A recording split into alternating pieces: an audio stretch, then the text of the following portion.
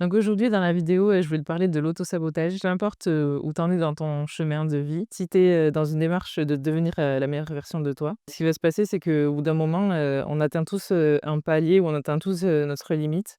On a des limitations qui fait qu'on n'arrive pas à passer à un niveau supérieur. Donc peu importe, où tu en es sur ton chemin, tu vas te confronter, à l'auto-sabotage. Du coup, aujourd'hui, je voulais te parler de ça, de te dire, comment ça se manifeste dans ta vie et ce que tu peux faire pour l'arrêter. Donc si tu veux passer à un niveau supérieur dans ta vie, ce qui va t'être demandé, c'est de reprendre ton pouvoir personnel et comprendre, que tu as de la valeur. Donc pour ça, il va falloir que tu changes d'identité. En gros, c'est pas changer ta personnalité, mais te débarrasser du coup de ce qui te sert plus. C'est de ne plus t'auto-saboter pour passer à ce niveau supérieur. Par exemple, tu peux te sentir à l'aise, à attirer une certaine somme d'argent. Tu es à l'aise pour avoir un salaire de 1 000 €, mais quand il s'agit de manifester, par exemple, un salaire de 3 000 €, tu vas bloquer. Et en fait, il y a tout un mécanisme qui va se mettre en place, d'auto-sabotage qui fait que va rester au niveau, où tu es actuellement, sans pouvoir passer, au palier supérieur. Quand tu arrives pas à atteindre, du coup, ton palier supérieur, ça veut dire qu'à l'intérieur de toi, tu te dis: «Mais est-ce que je mérite ça? Est-ce que je mérite ça? Est-ce que j'ai de la valeur pour avoir ça?» Et c'est sur ça qu'il va falloir travailler. Donc pourquoi on fait ça? Pourquoi on n'arrive pas à passer à un niveau supérieur, même si on en a envie? Le problème, c'est que ça se passe pas au niveau conscient, ça se passe au niveau inconscient. C'est tes croyances limitantes qui te freinent du coup et c'est ça qu'il va falloir aller travailler. Donc par exemple, comment ça se joue? On va prendre l'exemple de l'argent. Si par exemple quand tu étais enfant, tu pas grandi dans une famille qui a été riche par exemple et autour de toi par exemple, peut-être tes copines elles avaient plus, que toi. Tu peux, avoir, développé une croyance que peut-être que tu mérites pas et que les autres méritent ça, mais pas toi. Tes parents, tu les voyais toujours se disputer, par rapport à l'argent. Tu vas peut-être te dire: «Ah oui, l'argent, en fait, c'est lié au conflit. L'argent, c'est mal. L'argent, ça fait mal au cœur». Donc toutes ces croyances-là, en fait, elles restent en toi et tu vas pas travailler dessus ou te raconter de nouvelles histoires sur, ce sujet, sur ta croyance limitante. Tu vas pas pouvoir, passer au niveau supérieur. Même si consciemment tu te dis: «Oui, j'aimerais avoir plus», il y a beaucoup de choses qui se mettent en place au niveau de l'inconscient qui fait que tu vas t'auto-saboter. Tu vas procrastiner, tu vas pas passer à l'action et tout ça fait qu'au final le résultat sera que tu pourras pas passer à un niveau suivant. Et ce qui est bien, c'est que faut que tu saches que ça peut se changer et tu es pas obligé de ramener tes traumatismes, de ton passé dans ton futur. Tu peux travailler dessus au moment présent. En fait, c'est dans le moment présent que tout peut se changer. Ton passé, tu peux le laisser derrière toi. Le futur, tu peux pas encore savoir qu'est-ce qui va se passer, mais au moment présent, en fait, c'est là que toute la guérison peut s'opérer. Donc c'est en travaillant, sur toi-même, dans le moment que tu peux changer les choses. Donc en fait, tu peux créer un nouveau futur pour toi, peu importe ce qui t'est arrivé dans le passé. Même tes plus gros traumatismes que tu as vécus, ça peut se transformer. Tu peux transformer ça en force et avancer. Souvent, quand il nous est arrivé des choses dans le passé, des traumatismes, même si c'est pas des grands traumatismes, tu sais, on a tous, des choses à travailler. Souvent, on a un sentiment de honte et de culpabilité par rapport à nos traumatismes et c'est important, en fait, que tu trouves une pratique qui fait que tu peux travailler sur ces émotions. En fait, les pratiques, vont te servir à te sentir en sécurité dans ton corps et ça, c'est hyper important pour, arrêter et améliorer, l'auto-sabotage. Tu peux commencer déjà par, faire du journaling, des exercices d'écriture et aussi, de te répéter des affirmations positives. Parfois aussi, notre âme, elle nous demande de passer à un niveau supérieur, mais notre corps, lui, ne veut pas. Si tu es amené à parler en public alors que tu as vraiment, cette peur, qui est vraiment viscérale en toi, peut-être que ton corps, en fait, il va pas vouloir. Par exemple, je sais pas, tu as envie d'être prof de yoga et tu as fait ta formation et tout ça et on te demande de faire un cours devant plein de gens et c'est la première fois que tu le fais.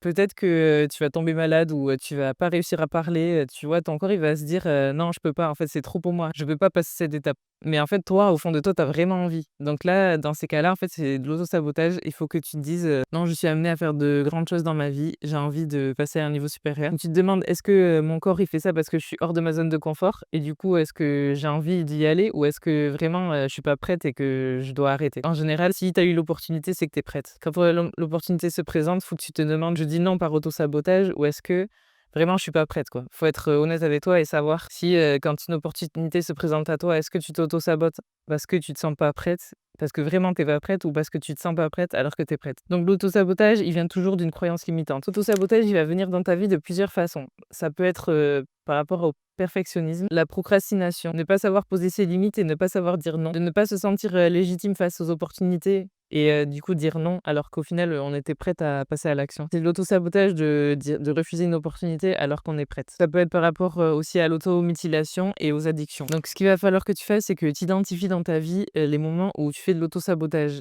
Le premier pas pour arrêter, en fait, c'est déjà d'être conscient quand tu fais de l'auto-sabotage. Par exemple, quand tu procrastines, tu sais que tu es en train de procrastiner mais tu le fais automatiquement parce que inconsciemment, tu as peur, d'évoluer, quoi. Donc déjà, ce que tu as à faire, c'est d'identifier les moments où, tu fais des actions qui auto-sabotent, les résultats que tu aimerais avoir. Dans ces moments-là, quand tu arrives à les identifier, il faut pas que tu sois frustré avec toi-même. Ce que tu peux faire, c'est un exercice où tu dis, «Salut, auto-sabotage, je te reconnais en moi».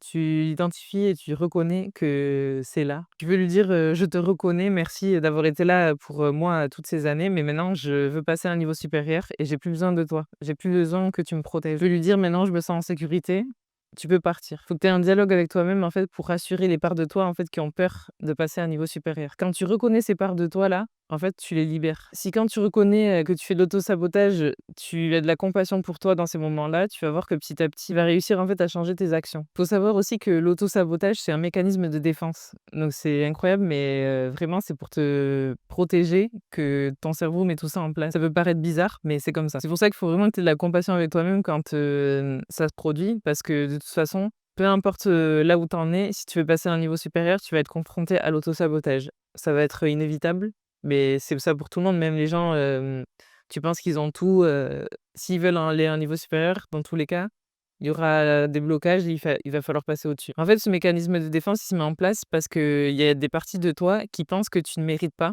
Il y a des parties en toi qui pensent que tu peux pas faire confiance aux autres. Il y a des parties de toi, en toi, qui pensent que tu ne peux pas te faire confiance à toi-même aussi, parce que peut-être que tu as pas tenu ta parole envers toi-même dans le passé. Et aussi, ça se produit comme ça parce qu'il y a des parties en toi qui se sentent pas en sécurité et qui veulent contrôler les choses. C'est-à-dire qu'elles veulent contrôler, le résultat. Donc en t'auto-sabotant, en fait, tu contrôles ce qui va se passer. Tu te dis par exemple, on va prendre l'exemple d'une relation amoureuse.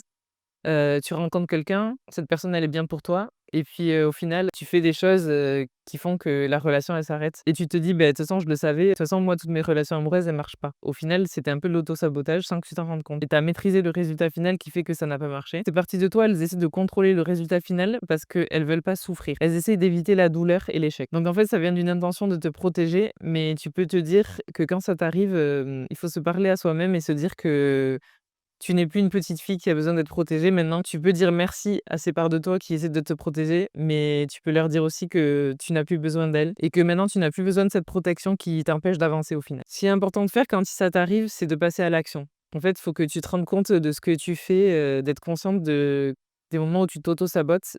De toute façon, ça va t'arriver dans ta vie, vu que tu veux évoluer et passer à des niveaux supérieurs. Faut être avoir de la compassion envers toi-même et quand tu fais une action qui t'auto-sabote, réagir et en faisant l'action contraire. Donc il y a pas vraiment de recette miracle, pour, combattre l'auto-sabotage, c'est vraiment dans le présent, moment par moment, en fait et pensée par pensée. Il faut que tu réécrives les histoires que tu te racontes pour les changer au niveau de tes pensées, de tes émotions et de tes actions. Donc c'est, tout ça qu'il faut réussir à réécrire. Donc il faut que tu aies de la patience, en fait. Il faut que tu plantes de nouvelles graines dans ton esprit pour que, les histoires que tu te racontes sur toi-même, tu les changes.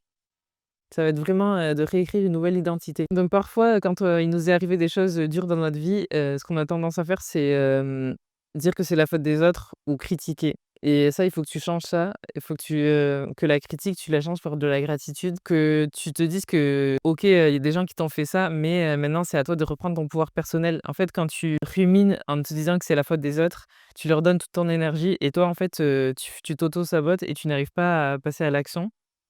Alors que, le pouvoir, il est en toi et tu as le pouvoir de changer les choses, peu importe ce qui t'est arrivé dans le passé. Ça peut être dur à avaler de pas toujours remettre la faute sur les autres, mais c'est vraiment le cas si tu veux avancer. Il faut que tu reprennes ton pouvoir et que, tu fasses les actions qui vont te mener à la personne que tu aimerais être. Il faut que tu aies de la compassion envers toi-même, de la curiosité et que tu te poses des questions pour que tu puisses avancer. Donc voilà, l'autosabotage, c'est quelque chose que tu peux, arrêter. Tu en prends conscience et si tu mets en place des actions dans ton quotidien pour, contrer, ça. Sache que tu en es capable et que c'est possible. Du coup, dans mon coaching, je t'aide à travailler dessus, donc si ça t'intéresse, je te mets toutes mes offres en barre d'infos.